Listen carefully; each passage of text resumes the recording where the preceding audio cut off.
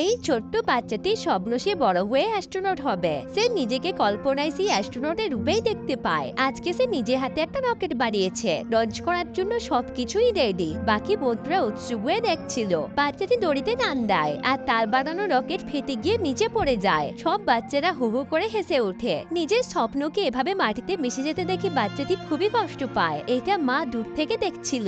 বাচ্চাটি কাঁদতে কাঁদতে বাড়ি ফিরে আসে। মা এসে তার ভাঙা রকেটটা হাতে নিয়ে বুঝতে পারে স্বপ্ন ভাবার আঘাতটা কতটা গভীর। রাতে ডিনার করার সময় বাচ্চাটি দেখে তার কল্পনার অ্যাস্ট্রোনট আবার ফিরে এসেছে আর তাকে আবার চেষ্টা করার জন্য উৎসাহ দিচ্ছে। তখনই মা আসে আরো জিনিসপত্র নিয়ে আর শুরু হয়ে যায় আরো একবার চেষ্টা। মা ছেলের স্বপ্নকে সত্যি করার জন্য প্রতিশ্রুতি নিয়ে নেয়। আর আজকে সে যখন ওই রকেট লঞ্চ করে ওরা সবাইকে তাক লাগিয়ে আকাশের গভীরে হারিয়ে যায়। বাচ্চাটির জন্য সবকিছু স্বপ্ন মনে হচ্ছিল।